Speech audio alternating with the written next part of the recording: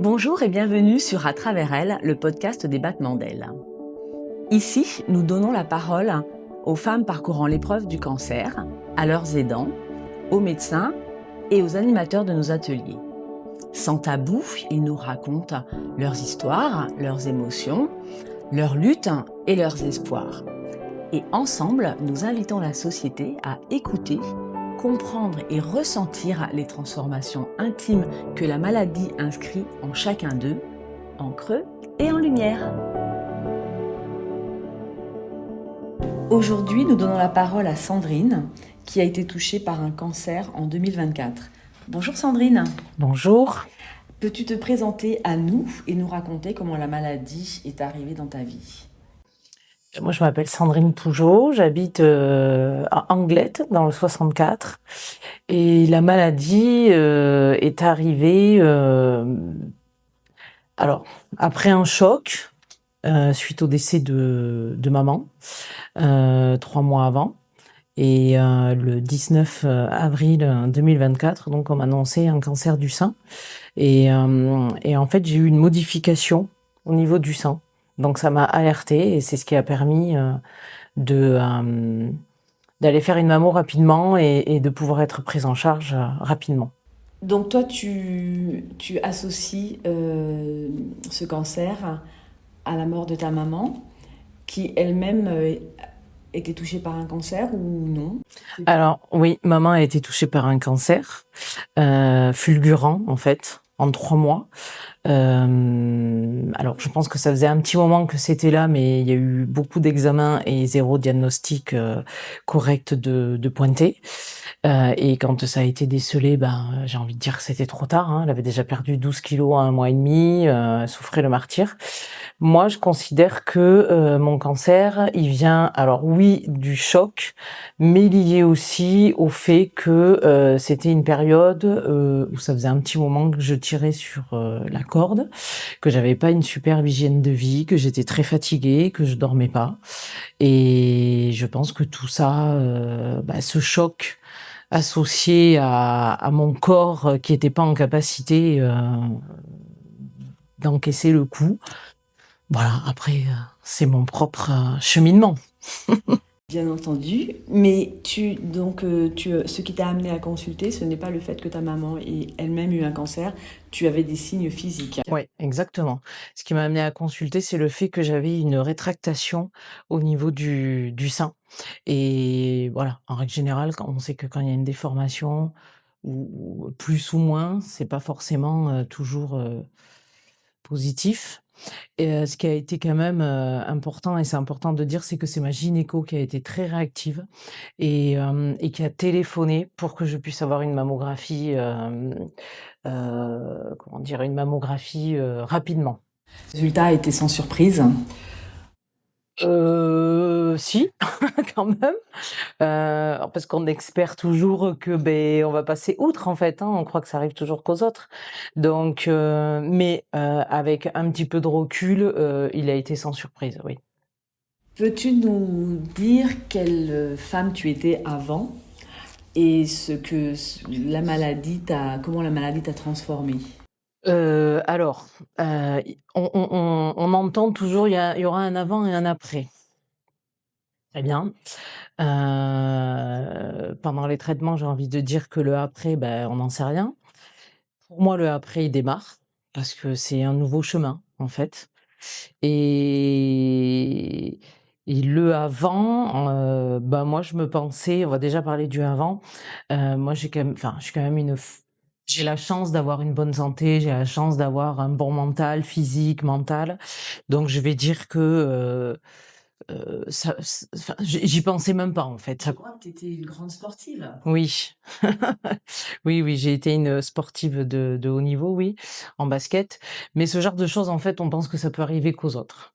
Et on met pas sa santé, en priorité parce qu'on se dit: On verra plus tard, c'est pas le moment», voilà, moi, ça faisait déjà 1 an et demi que je tirais sur la corde. Ça commençait à faire un petit moment que je disais qu'il fallait que je change ma manière de travailler, qu'elle me convenait pas. Je prenais pas de temps pour moi, pour, faire du sport, j'en prenais plus en tout cas. Mais voilà.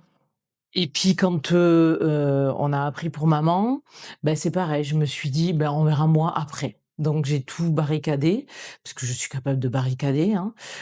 Les sportifs de haut niveau savent faire, hein. Et aujourd'hui, en tout cas, ce qui a changé déjà pour commencer, hein, parce que comme je dis, je suis en chemin, c'est que déjà je suis ma priorité. Donc, là où on nous dit, sur des, éducations, sur des ancrages que penser à soi c'est égoïste, je pense qu'il faut d'abord commencer par penser à soi pour pouvoir, être disponible aussi pour les autres. Donc il y a des choses qui sont devenues, non négociables et voilà. L'annonce du cancer. Ouais. Donc, tu espères, tu t'en doutes, mais tu espères que tu vas passer outre. Une fois que c'est acté, c'est le choc. Alors, en fait, c'est pas que oui, mais comment dire? En fait, j'ai eu un temps de latence. Alors déjà, on l'a su le vendredi soir, on avait une soirée, entre copines et on avait un samedi d'anniversaire. Donc là, j'ai appelé les personnes importantes, à mon cœur pour leur annoncer, mais je n'ai absolument pas voulu changer mon week-end. J'ai dit: «On verra lundi». Donc là, j'ai mis la bulle et puis, j'ai passé, le week-end comme il se devait, avec des pleurs en plus évidemment. Et puis le lundi, j'ai envie de dire, on se réveille. On se réveille, on se demande si ça a été un rêve ou pas. Non, c'est pas un rêve, c'est une réalité. Donc, là, ouais, il y a commencé à avoir, un choc, mais au-delà du choc, en fait, c'est la trouille, en fait. J'ai compris ce que c'était la trouille. Tu es seule à ce moment-là ou il y a quelqu'un dans ta vie qui t'accompagne, qui subit en même temps que toi le choc de la révélation? Non, je suis pas seule et heureusement. Hem J'ai une compagne et quand on a appris, en fait, pendant le week-end, comme je te dis, on a été, entourés. Voilà, on n'est même pas rentrés à la maison, machin, et donc le lundi, on s'est posés, on en a discuté et déjà, je lui ai posé la question, est-ce que c'était OK pour elle? Parce qu'on est un jeune couple, on a 5 ans de vie commune et en fait, je trouvais, que c'était injuste par rapport à elle, parce qu'elle a vécu, 4-5 ans, enfin voilà, ça faisait 4-5 ans qu'elle vivait elle-même aussi des chocs et des choses, donc je me disais: «Mais c'est pas possible, quoi». Donc je lui ai posé la question si c'était OK pour elle, si, on continuait ou si elle s'en sentait en tout cas capable ou pas et que si c'était pas le cas, voilà, je voulais savoir parce que j'allais faire différemment. Alors quoi, j'en sais rien, mais en tout cas, j'aurais fait différemment et que ça aurait été pu être OK. Et elle m'a répondu, on va traverser cette épreuve ensemble. On parle souvent de résilience dans les maladies. Ouais. Je pense, d'après ce que tu racontes, on est dedans. Votre relation s'en est renforcée. Alors maintenant, on peut dire oui. Mais si tu m'avais interrogé, il y a pas si longtemps que ça, hein, c'est-à-dire il y a 2 mois, ou 3, je t'aurais dit non. En fait, la sortie en fait, on croit que le cancer s'arrête quand les traitements s'arrêtent. Et ça, désolée de vous dire que c'est une utopie. Parce que, en fait, j'ai envie de dire, pas que les problèmes arrivent à ce moment-là, mais moi, quand on m'a annoncé, que déjà c'était, pas métastasé, donc voilà, là la trouille s'est arrêtée. À partir de là, j'ai dit OK, je vais mener un combat face aux effets secondaires, parce que c'est pas face au cancer qu'on mène un combat, c'est face aux effets secondaires qu'on mène un combat.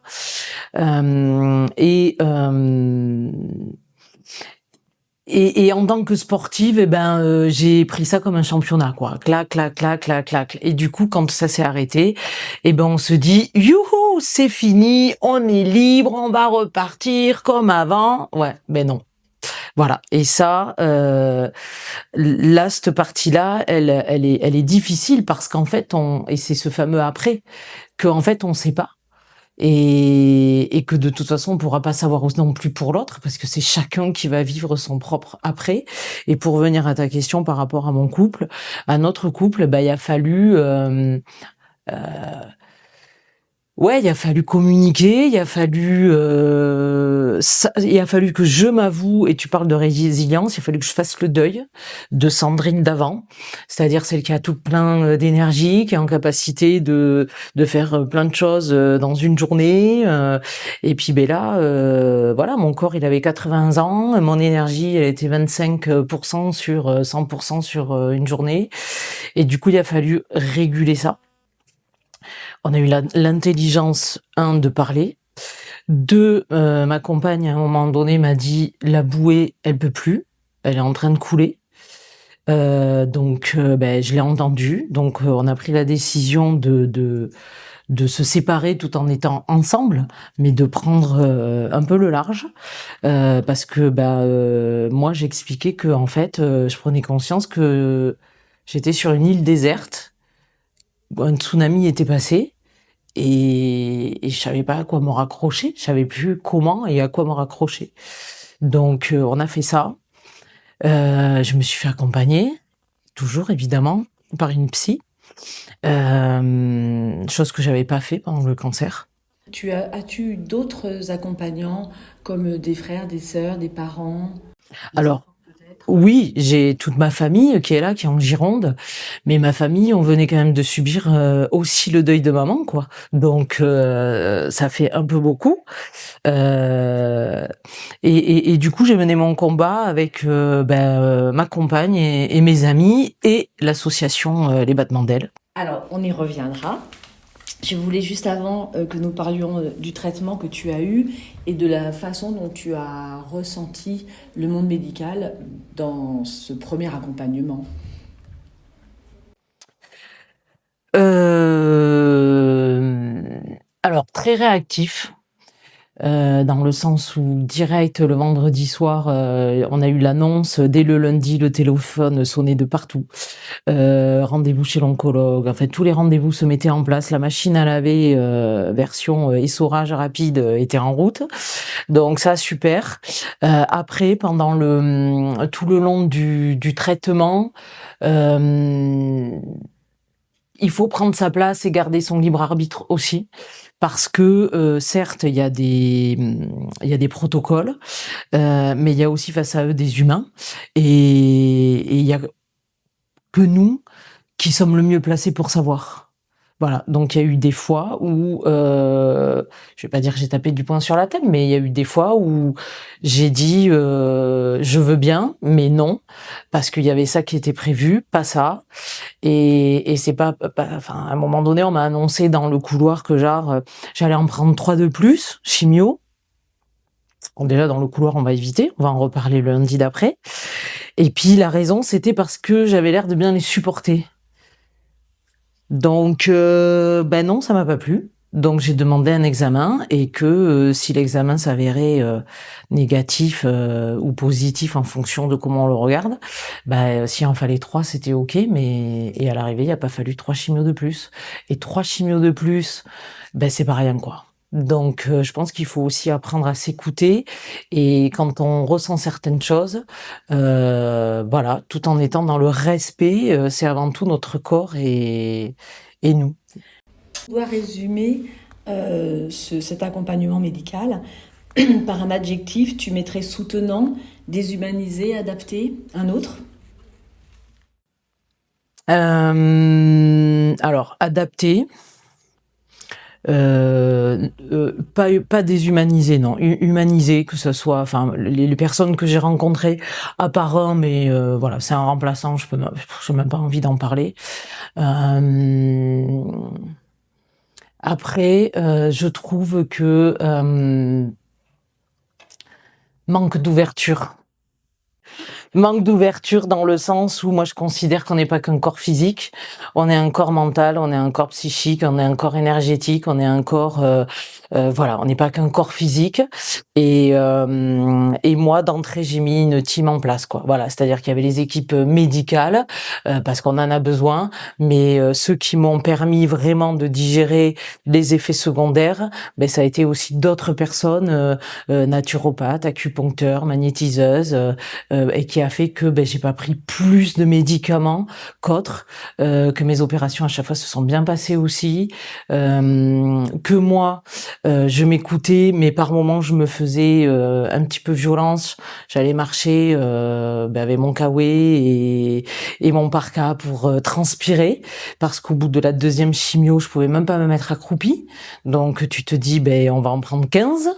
Si au bout de la deuxième, je peux pas me mettre accroupie, ça va être long l'histoire là. Et je sais pas, voilà, peut-être le côté ancienne sportive c'est venu, et puis ben, le lendemain mes genoux ils étaient huilés, donc voilà. Tu nous as parlé des battements d'ailes. Comment es-tu arrivée vers l'association? À l'hôpital. J'ai vu un kakémono et moi je me suis dit hors de question de rester toute seule, d'être là à s'apitoyer sur mon sort.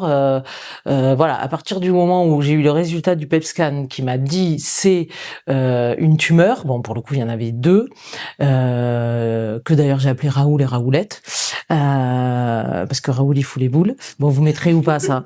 Bref, il faut rire un peu. Non, mais à partir du moment où j'ai appris ça, que c'était aussi, que c'est pris à temps, que c'est pas métastasé. Parce que bon, on parle pas des mêmes choses quand c'est métastasé. Donc pour moi, j'ai considéré que j'étais pas malade. J'ai considéré que j'avais deux corps étrangers qui s'étaient invités, des colocs là, sans payer le loyer là, coucou j'arrive, bah non ça va pas se passer comme ça, qui s'étaient invités et que j'allais me battre mais que j'étais pas malade. Voilà, j'avais deux corps à l'intérieur de mon sein qui eux étaient malades et voilà. Et tout de suite tu t'inscris? Ouais.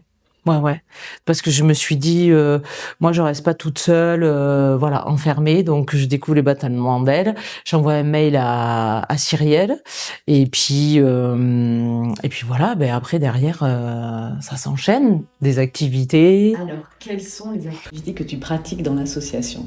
Alors moi j'ai pratiqué pendant la chimio aquasophro. Ça m'a fait un bien fou en termes de détente.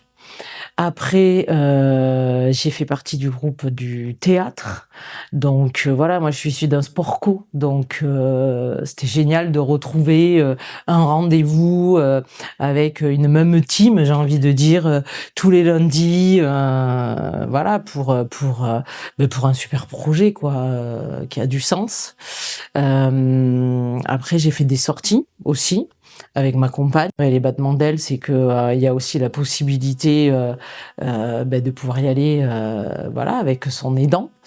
Bon, j'ai dû en faire d'autres, hein, du dessin, de la peinture, et ben évidemment le surf thérapie, j'allais l'oublier. Alors justement, en parlant de surf thérapie, je crois me souvenir que tu m'as raconté un jour que tu avais séché une chimio et que ça faisait partie de ton parcours, des rayons. Ouais. Ça va dans le sens de ce que tu disais, c'est important aussi de prendre le contrôle sur le traitement qu'on subit et de savoir ce qui vous fait du bien.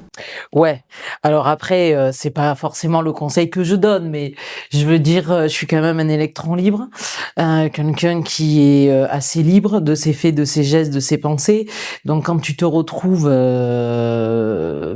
pris dans un protocole de mai à décembre, hein, donc c'est-à-dire 9 mois, et que tu es pas libre puisque en fait tu es attaché à toujours avoir ces rendez-vous-là. Du coup, il y a eu un jour où je me suis dit, parce que à force d'attendre pour les rayons, il y a des fois des personnes qui me disaient hier ils m'ont téléphoné, j'ai pas pu venir parce que la machine est tombée en panne. Et donc il y a eu un matin où je me suis dit Et si j'y allais pas aujourd'hui, quand la machine elle tombe en panne, bah quoi mince. Et ben rien que d'avoir cette comment dire, cette liberté de sécher, voilà, ça m'a fait du bien. J'ai envoyé ça à ma magnétiseuse qui me suivait. Elle m'a dit ah mais quand même, parce que toi qui as un électron libre, je me demandais à quel moment t'allais prendre une petite. Bon, j'ai dû le rattraper. Ça m'a coûté la semaine d'après 6 jours de rayon sur 7. Alors bon. Voilà. Un conseil que tu nous dis de ne pas suivre. Qu'est-ce que l'association t'a apporté?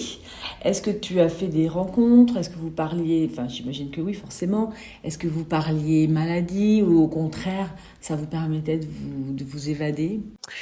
Oui, l'association, elle m'a apporté différentes choses.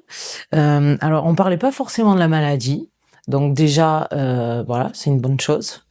Quand on devait en parler, on en parlait, mais peut-être plus, pas forcément sur des activités ponctuelles, mais peut-être plus quand on est sur des cycles de certaines choses, comme le surf thérapie, où il y a un petit groupe qui commence à se connaître, où on se sent en confiance. Donc c'est vrai que après, voilà, on peut parler un petit peu plus de soi, et du coup c'est hyper intéressant aussi parce que ben on rencontre des personnes, chacune a son parcours différent. Et en même temps, ben il y a toujours un ou deux petits conseils à prendre. Voilà, forcément, il y a des amitiés qui se créent parce que parce que c'est des épreuves qui se comprennent que quand elles sont vécues, quoi. Voilà, déjà d'une part, et notamment sur le post-cancer. Voilà, parce qu'on croit qu'on a bonne mine, on a les cheveux, tout va bien. Bah non. Donc ça. Et l'association, elle m'a aussi rappelé que j'avais besoin aussi de pouvoir faire du bénévolat et rendre service, que c'est quelque chose qui faisait partie de moi et que j'avais oublié. Et du coup, voilà, j'ai trouvé des personnes humaines dans cette association, bienveillantes, des activités, un panel, voilà, merci. Enfin, je veux dire, c'est riche. Et du coup, ça c'est voilà. Aujourd'hui, pour moi, c'est normal de pouvoir redonner de mon énergie sur certaines choses que propose l'association, quoi, en tant que bénévole. Alors les Batmandel a également un programme de retour à l'emploi Ouais, qui s'appelle Résilience. ouais, Je crois que tu y participes tout à fait. parce que tu veux réenvisager ton avenir professionnel ou qu'est-ce qui t'a poussé à... Ben parce que en fait, quand tu reviens au post-cancer, j'ai envie de te dire que ce qui allait pas avant, il revient de péter à la tronche. Hein.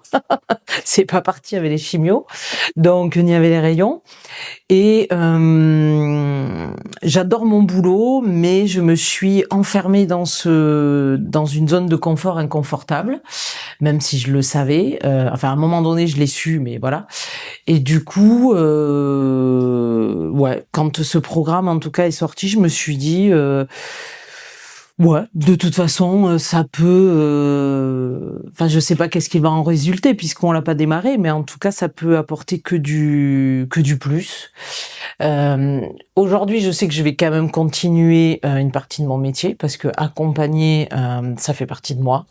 Transmettre, ça fait partie de moi. Différemment, ça c'est sûr. Il y a d'autres projets qui commencent à émerger. Moi, je m'ennuie très vite et j'adore la nouveauté. Et en même temps, j'ai besoin d'avoir un panel d'activités. Mais voilà, il faut prendre en considération de ce que je peux faire ou pas faire aujourd'hui.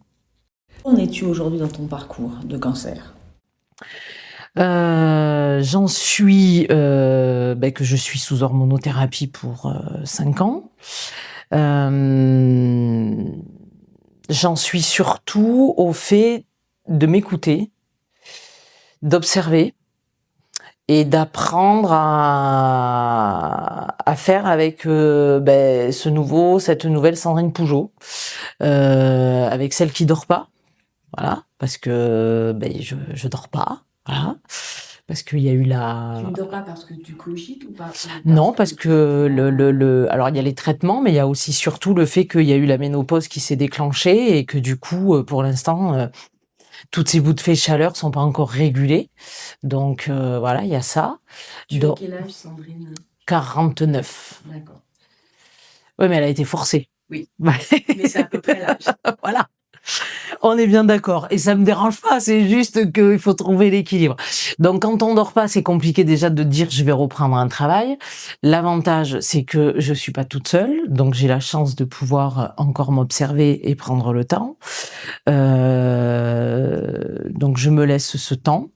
De voir aussi qu'est-ce que j'avais prévu de reprendre octobre. Je trouve que c'est trop prématuré, donc parce que j'irais peut-être faire aussi des insertions dans des entreprises en fonction de ce qui ressort. Enfin, j'en sais rien.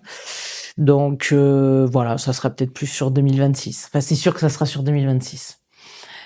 Après voilà, tous les jours je m'attelle à faire déjà pour moi. Bon, tu te sens bien Ouais, ça va. en chemin? Ouais, ça va. On va terminer cette interview par la petite séquence transmission de messages. Alors, as-tu un message à faire parvenir aux professionnels de santé qui t'ont accompagné? Des conseils.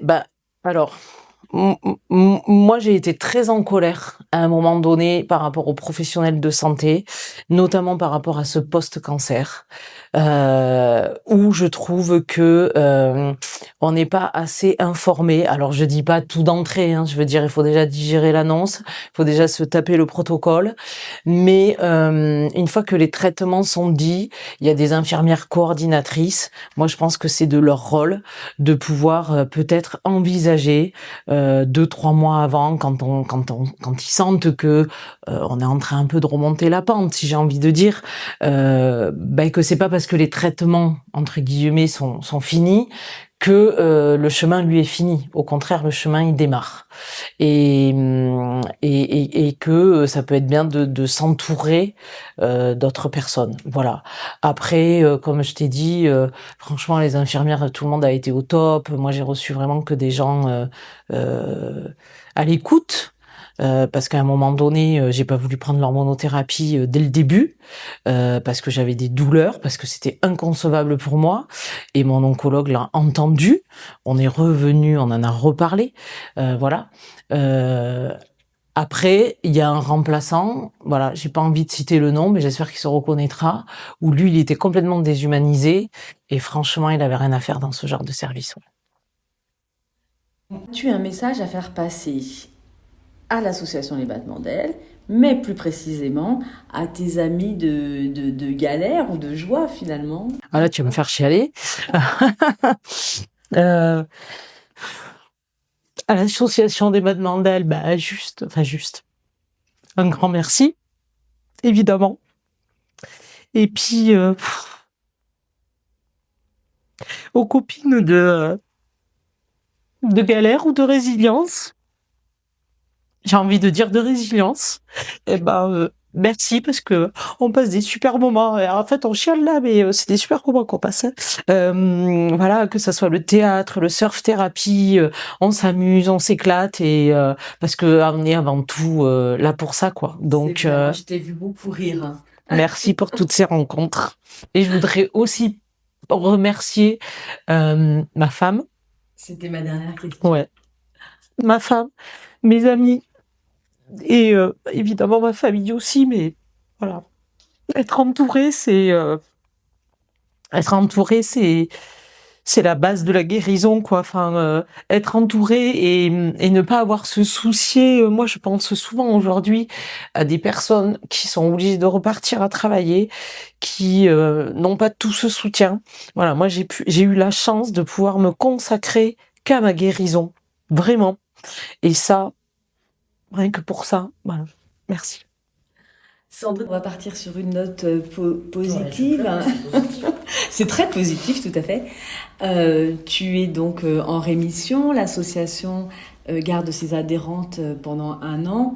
Donc malheureusement, on ne te verra plus, malheureusement ou heureusement, ou même au contraire très heureusement, nous ne te verrons plus en tant qu'adhérente. J'ai cru comprendre que tu resteras avec nous en tant que bénévole. Bien sûr. Bien sûr. Ouais. Eh bien, Ouais. on t'attend avec plaisir. Avec grand plaisir. Merci beaucoup Sandrine pour cet entretien, les larmes que tu as laissées librement couler parce que c'est vrai que c'est un parcours difficile. Et on te souhaite, ainsi qu'à ta compagne, qui est ton épouse. Pas encore. Pas encore. On est paxés. Ah, d'accord. Et ben tout le D'ailleurs, meilleur. Gabriel, si tu m'en entends. Ok. Et ben tout le meilleur à toutes les deux et bonne continuation. Merci Claude. Merci Cyrielle. Merci à vous, chers auditeurs, de nous avoir écoutés. On se retrouve très bientôt pour un nouvel épisode d'À travers elle. En attendant, prenez soin de vous et des vôtres.